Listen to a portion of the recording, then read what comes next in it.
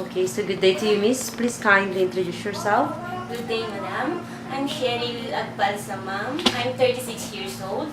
I am married, blessed with two children, 18 and 11 years old.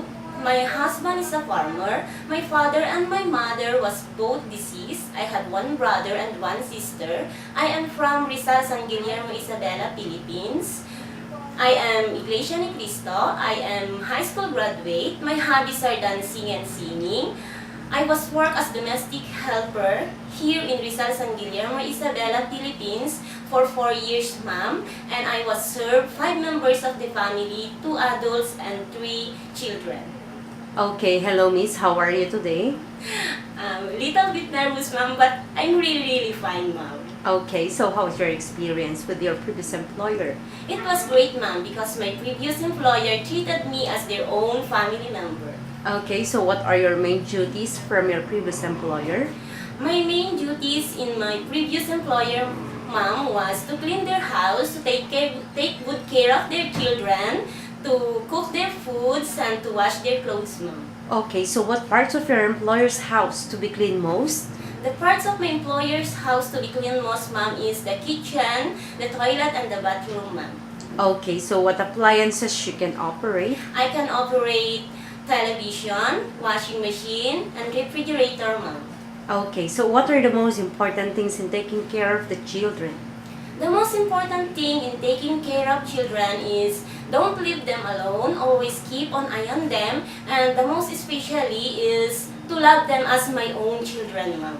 Okay, so can you manage to take care of newly born baby? Yes, ma'am, because I can raise and take care of my children on my own, ma'am. Okay, so what will you do if the baby is always crying? If the baby is always crying, first, ma'am, I can carry the baby. Maybe the baby is sleepy. Or I can check the diaper of the baby. Maybe the diaper of the baby is full, so the baby is irritated. Or I can check the temperature of the baby. Maybe the baby is not feeling well. Or maybe the baby is hungry, ma'am. Okay, so what would you do to provide a good service to your future employer? I can be a good helper, ma'am. I will be patient to the children, and I promise to do all my duties and responsibilities as domestic helper. Okay, so what made you decide to work in Hong Kong? I will decide to work in Hong Kong, ma'am, because I want my husband to help for the future of my children for their schooling, ma'am. Okay, so how long do you plan to work in Hong Kong? First, ma'am, I want to finish my contract, and if my employer want me to stay, ma'am, I can stay, ma'am. Okay, does your husband allow you to work abroad? Yes, ma'am. Who will take care of your kids while working abroad? My husband and my mother-in-law, ma'am. Okay, but before we end, you have any last message to your future employer?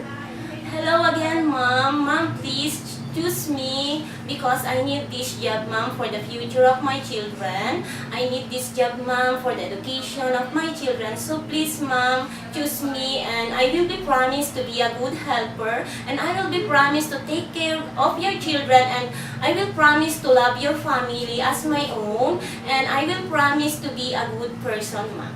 Okay, thank you so much, Miss, and hope to see you very soon in Hong Kong.